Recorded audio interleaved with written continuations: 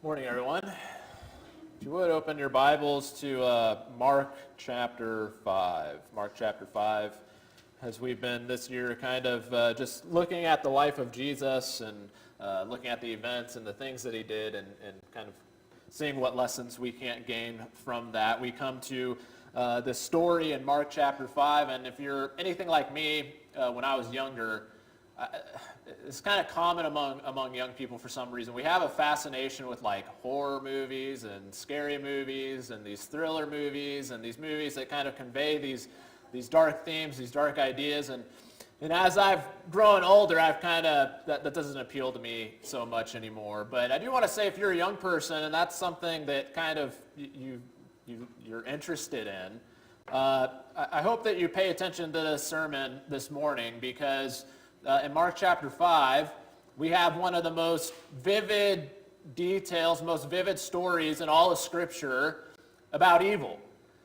And we see Jesus throughout the Gospels casting out demons. How many times are we told that people brought others to Jesus to cast out demons? But in Mark chapter 5, verses 1 through 20, we have the longest, most thorough, most detailed explanation of Jesus performing an exorcism. And so I actually just want to start off by reading that in Mark chapter 5, starting in verse 1. And it says, "They came to the other side of the sea, to the country of the Gerasenes. And when Jesus had stepped out of the boat, immediately there met him out of the tombs a man with an unclean spirit.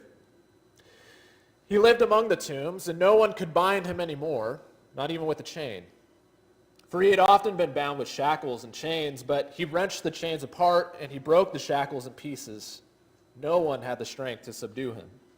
Night and day among the tombs and on the mountains, he was always crying out and cutting himself with stones. And when he saw Jesus from afar, he ran and fell down before him. And crying out with a loud voice, he said, 'What have you to do with me, Jesus, Son of the Most High God? I adjure you by God, do not torment me.' For he was saying to him, 'Come out of the man, you unclean spirit.' And Jesus asked him, 'What is your name?' He replied, 'My name is Legion, for we are many.' And he begged him earnestly not to send them out of the country. Now a great herd of pigs was feeding there on the hillside. And they begged him, saying, 'Send us to the pigs, let us enter them.' And so he gave them permission. And the unclean spirits came out and entered the pigs, and the herd, numbering about 2,000, rushed down the steep bank into the sea and drowned in the sea. The herdsmen fled and told it in the city and in the country, and people came to see what was that had happened. And they came to Jesus and saw the demon-possessed man, the one who had the legion, sitting there, clothed and in his right mind, and they were afraid. And those who had seen it described to them what had happened to the demon-possessed man and to the pigs. They began to beg Jesus to depart from their region. As he was getting into the boat, the man who had been possessed with demons begged him that he might be with him. And he did not permit him, but said to him, 'Go home to your friends and tell them how much the Lord has done for you and how he has had mercy on you.' And he went away and began to proclaim in the Decapolis how much Jesus had done for him, and everyone marveled." This is an odd story in our modern eyes, because we live in a culture that's naturalistic. We see things strictly as atoms and molecules, and any problems that somebody might be experiencing, like that of this man, would simply be explained and given some sort of physiological type of an explanation. And what it comes down to is, increasingly in our modern eyes, the reality, number one, of God has been rejected. An ultimate moral, good lawgiver. If there really is something and such a thing as real good, then who is it that tells us what's good and bad? Where are those morals? What are they grounded in ultimately? And so there are many people today, though, however, that if you really press them, they will say, number one, God doesn't exist, and they'll acknowledge the fallout of that if God doesn't exist, then really nothing is actually good so far as I see it. But what's interesting about that is when you flip and look on the other side of the coin, we are hard-pressed to deny what is right before our eyes. And what is it that is so often before our eyes? What is it other than evil? Well, that's interesting.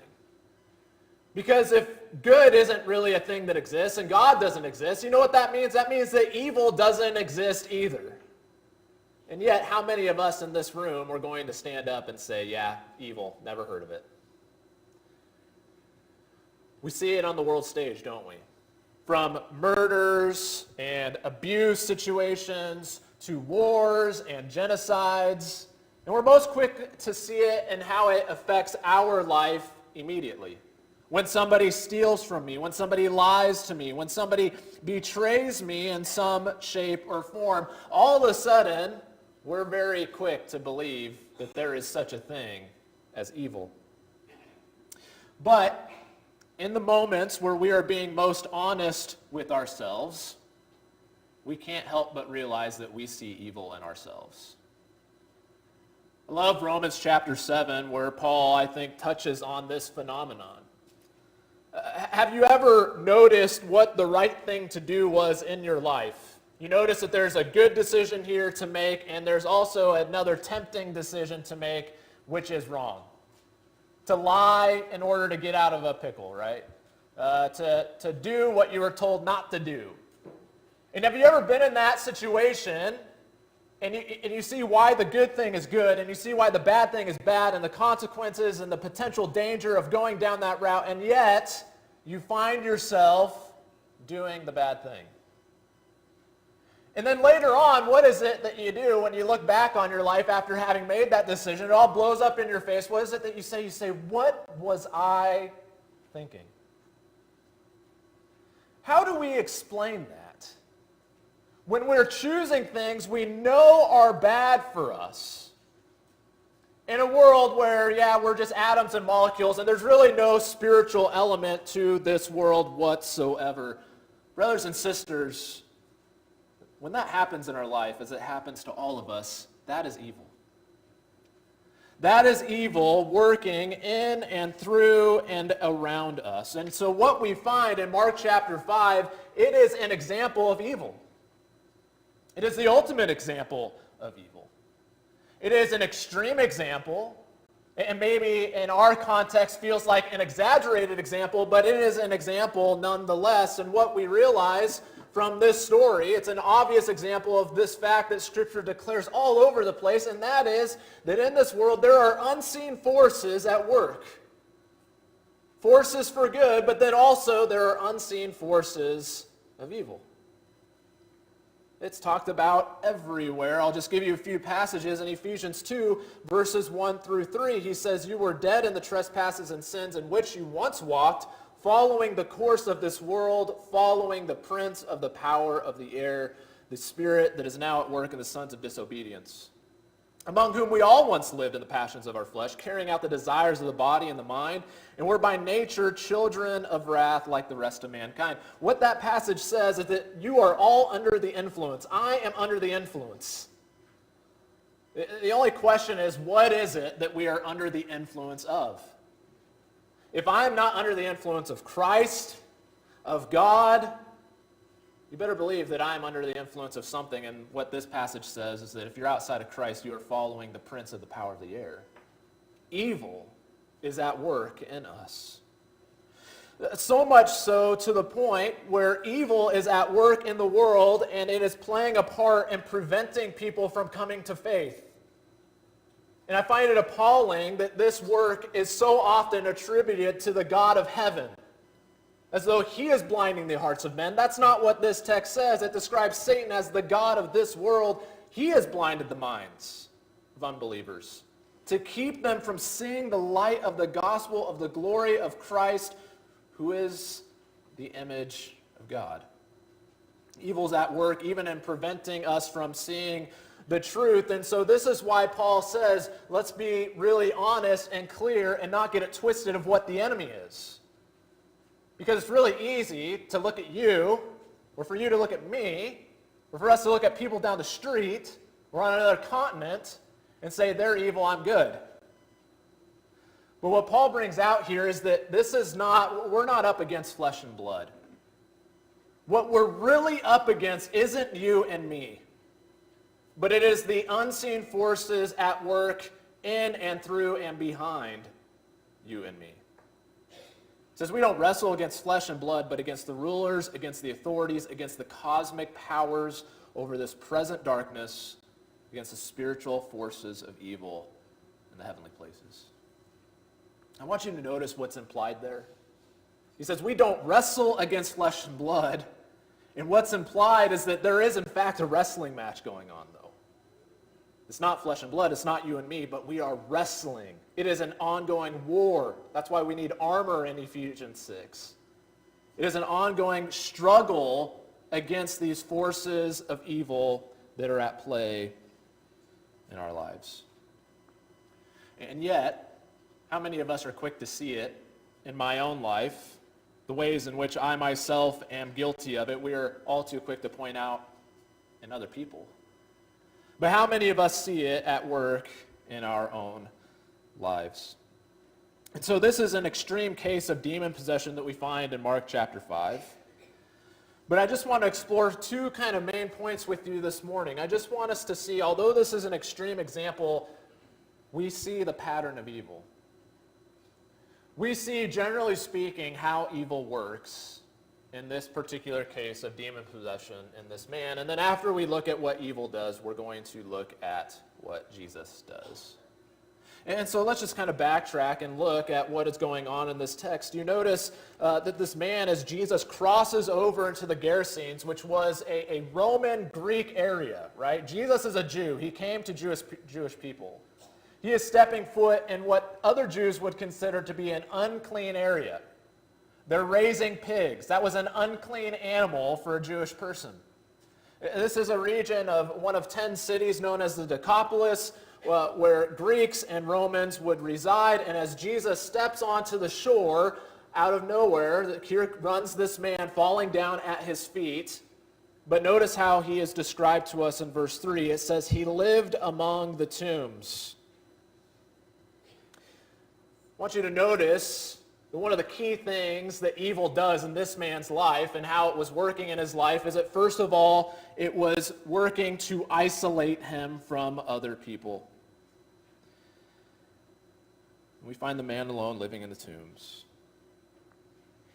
I want you to understand, evil isn't random. Evil isn't just as simple as, oh, I messed up here and that's okay, I'll just get back to correcting it. No, Satan has a scheme. Evil is designed to accomplish something in your life. And one of the first steps in that scheme is to isolate you.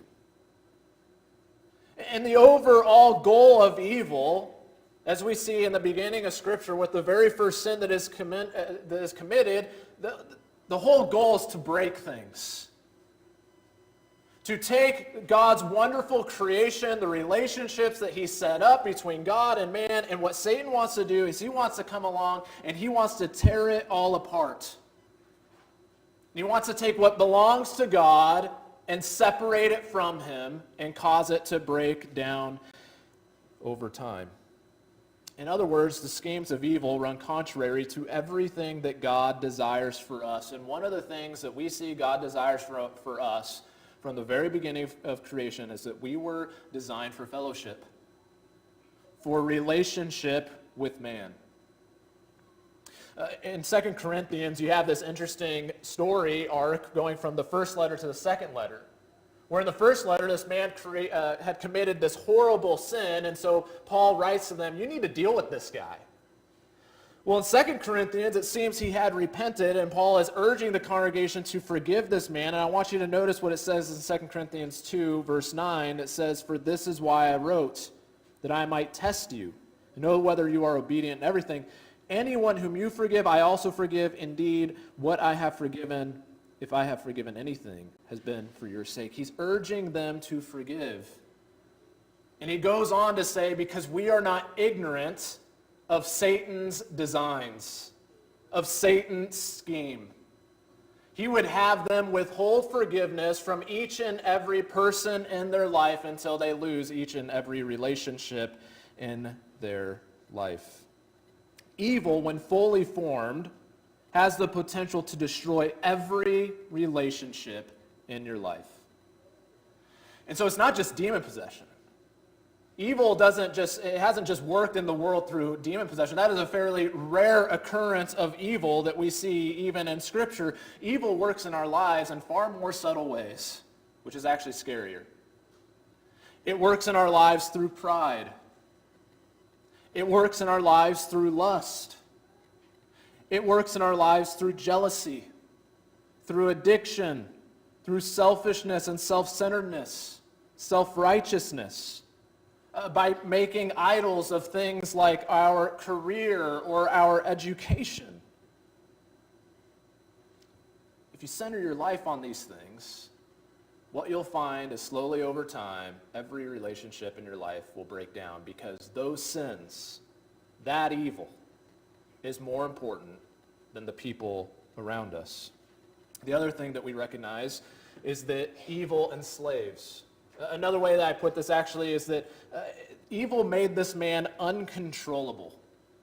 You notice in verses 3 and 4, it says not only that he lived amongst the tombs, but no one could bind him anymore, not even with a chain.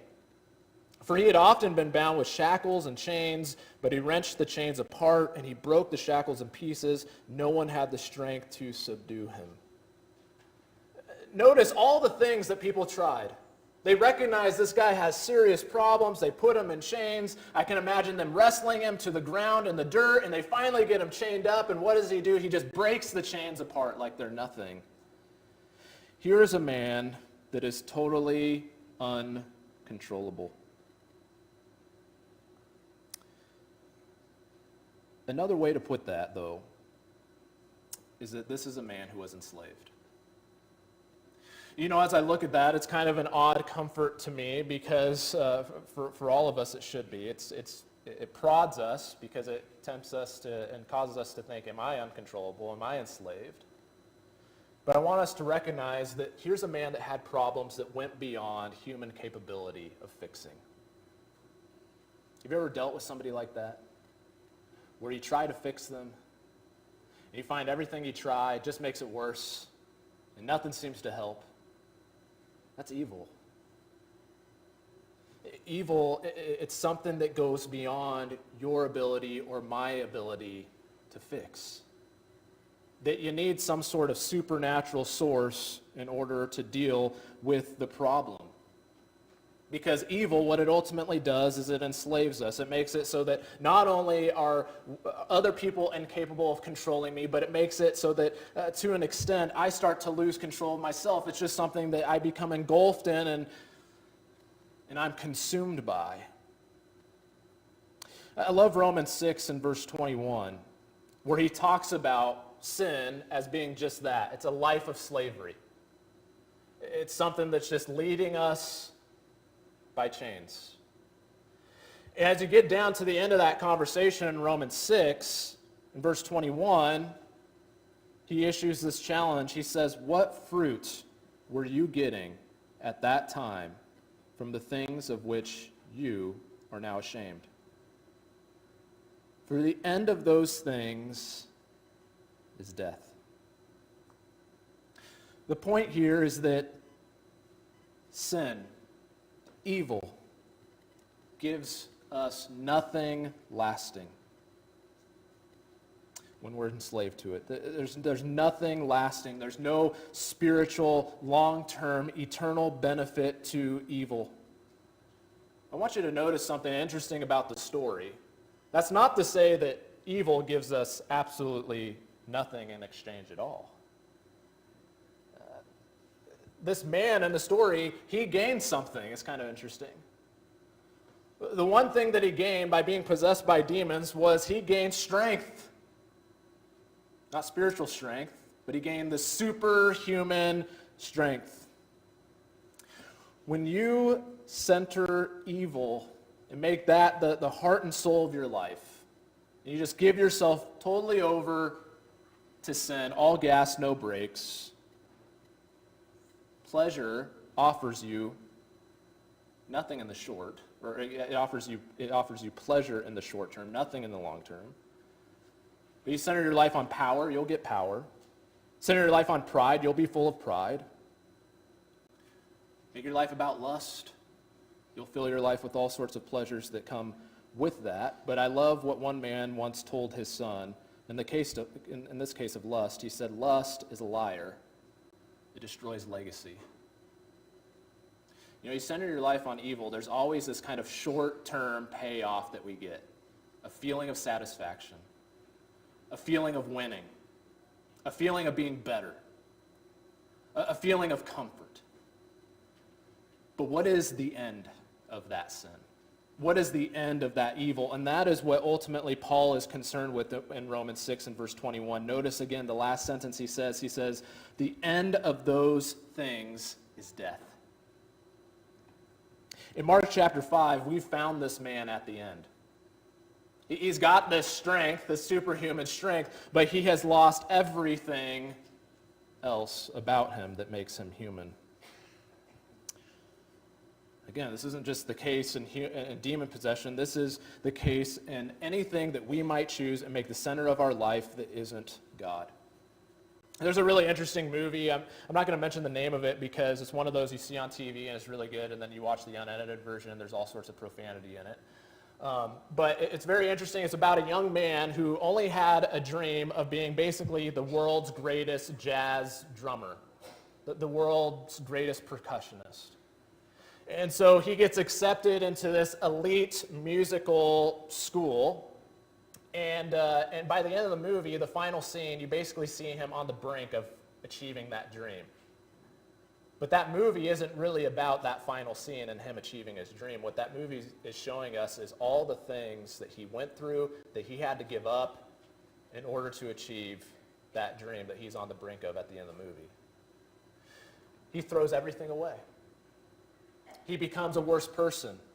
He loses his innocence, his purity, his kindness, his humanity. He's in a relationship, a really loving one, with a wonderful girl that's going to lead to marriage, and he chooses this profession over her. His relationship with family is strained. He just becomes a shell of himself, and essentially he loses all his humanity by the end of the movie, but he achieved his dream. Because he centered his life on something that wasn't God. And what that movie shows us is that it's not worth it.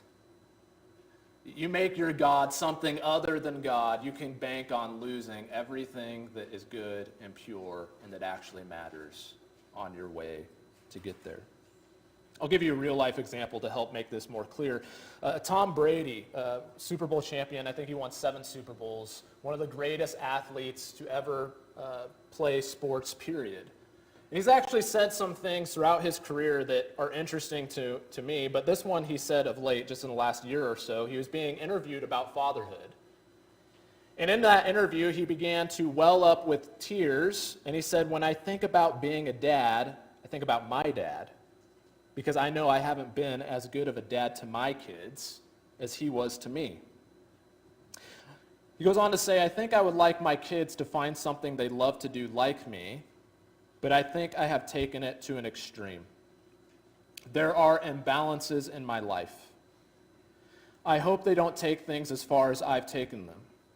I want them to experience great success, but there is a torment about me that I don't wish upon them. That word he chose there at the end is interesting to me. Because here's a man who has it all. He's got all the rings. He's got all the accolades. He's a surefire Hall of Famer. Everybody is constantly in his ear telling him how great he is. He's got all the money that an individual could possibly want. He's a good-looking guy. He's in shape. He's got his health. And yet, what's the word he uses to describe himself? Torment. Isn't that what the guy in Mark 5 is experiencing? When we are engulfed with anything besides God, whether that be greatness, human praise, competition with one another, lust, pride, when we become engulfed with anything besides God, you can be as great as Tom Brady, but what's the end of those things? Tom Brady says, torment. And so, in short order, what evil does, once it enslaves us, it just basically, the final outcome is that it will eventually destroy us if something doesn't happen. Notice in verse 5, it says in verse 5, night and day among the tombs and on the mountains, he was always crying out and cutting himself with stones. Evil has literally turned this man's own body against himself. As you can imagine, living in the Gerasenes, hearing this wild man cry out with shrieks in the night, and what is he doing as he lives amongst the tombstones? He is cutting himself with the rocks. So we find this man with hardly a shred of humanity left. He is naked. He is amongst the tombs. He is cutting himself. He is crying out in torment. This is the bottom line, the end which evil has in mind, which we are too blind to see when evil first introduces itself in our lives. That is that evil seeks to destroy. It'll destroy our humanity. It'll destroy your identity. It'll destroy your peace. And it'll destroy any sense of purpose, which is ultimately a relationship with God. As you go through the story and you see this conversation, this back and forth with Jesus, it's almost comical in some commentators' eyes. The demon, first of all, is trying to tell Jesus how it's going to go down. But Jesus shows up, and one of the first things it says is in the Greek, what basically the sentence means is, what do you have to do with me? That's the goal of evil. For you to look at Jesus and say, you and I, Jesus, we have nothing to do with one another. But then the ironic part is that the demon goes on to say to Jesus in verse 7, after he says, what have you to do with me? Jesus said, Son of the Most High God, the demon says, I adjure you by God, do not torment me. Here's a demon trying to command Jesus what to do, and actually what you find historically is that anytime there were exorcisms that were going on in antiquity or where people would really try to attempt them, whether or not they're actually happening is another thing. But there was a procedure. And the way you would do it is you would call upon a higher power, and then you would call upon that higher power to basically exorcise the demon. And what's ironic about what's going on here is the demon is essentially trying to exorcise Jesus. He's trying to tell Jesus, by the power of God, go away. And let me tell you, that's what evil wants to do. Evil will get you to a place where rather than being tormented by evil the way that is really actually healthy, we become tormented by Jesus himself. And rather than trying to exorcise the evil from my life, instead what I choose to do is I begin to try and exorcise Jesus and his people from my life. That's what is going on here with the demon, as this man has lost all his humanity and is on the brink of being totally destroyed and lost forever. And I find it interesting in Romans 1. That famous passage, as you go down the list of all the things that human beings were doing as they're in the throes of evil, but in verse 29, one of the final outcomes, as God gives people up over and over, it says that people became haters of God.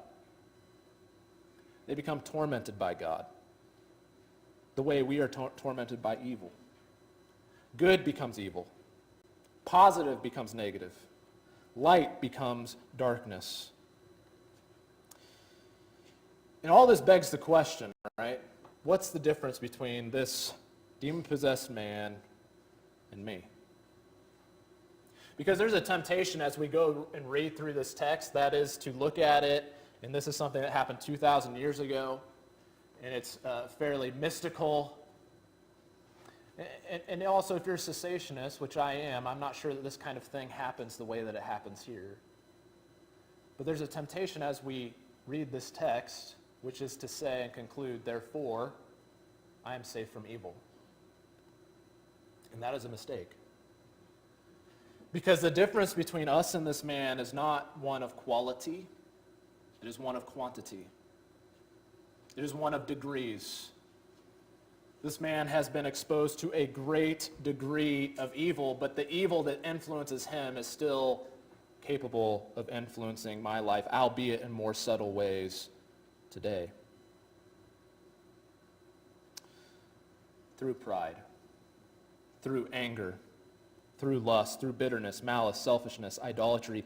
Again, anything we make the center of our lives besides God is a foothold for the devil, where evil is influencing our lives, where we essentially make a pact with evil. We say, this sin I want to commit is more important than what God would have me to do in my life.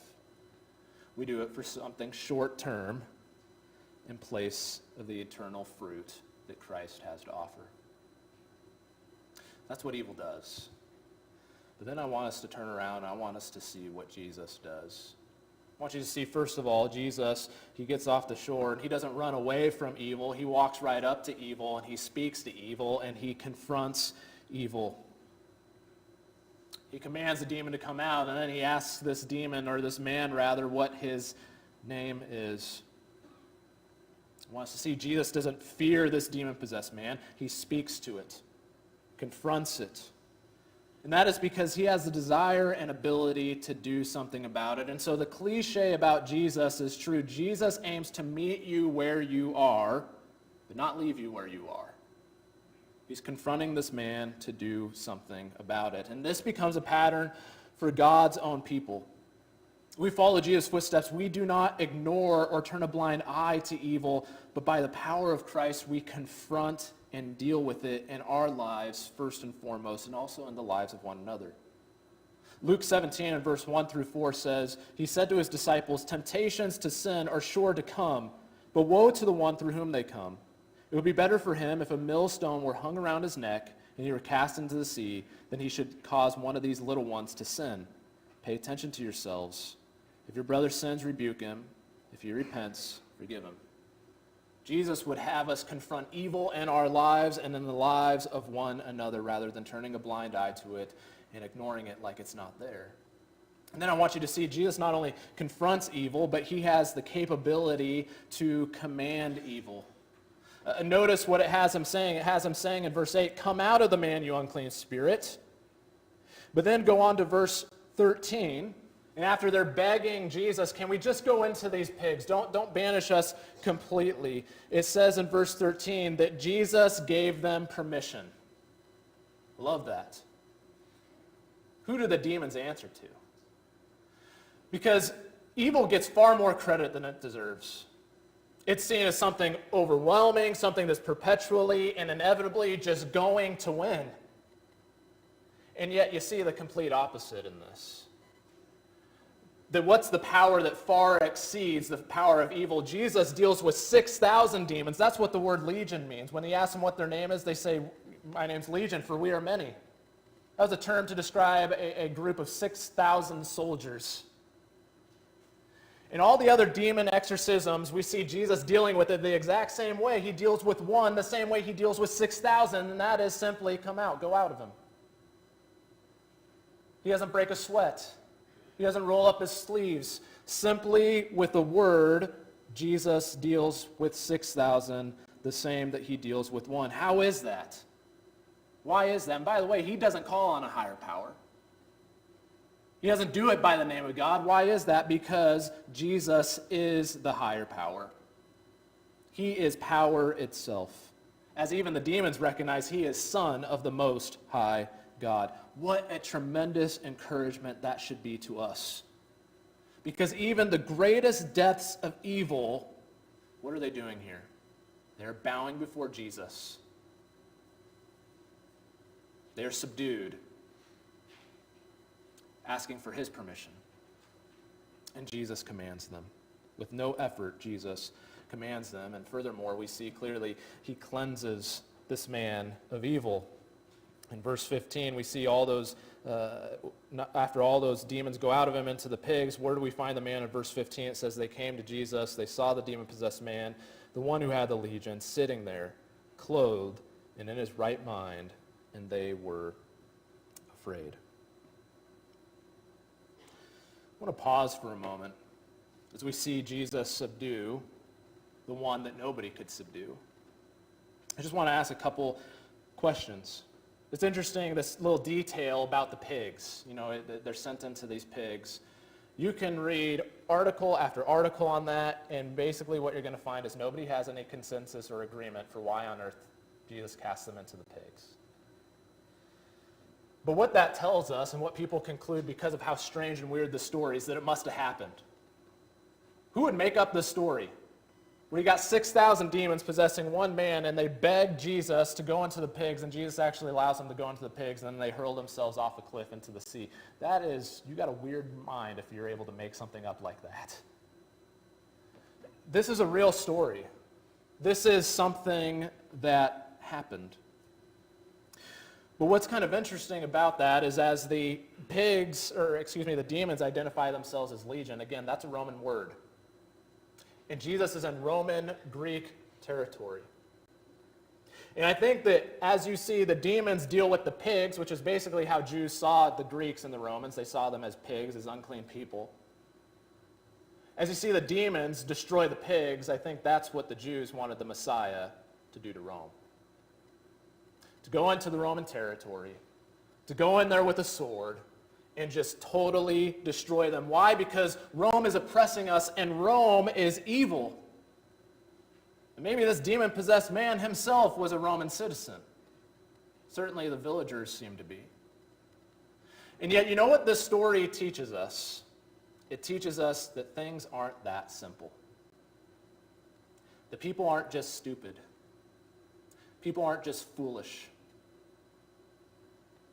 It's not so easy to just look outside ourselves and say, you're evil, I'm good.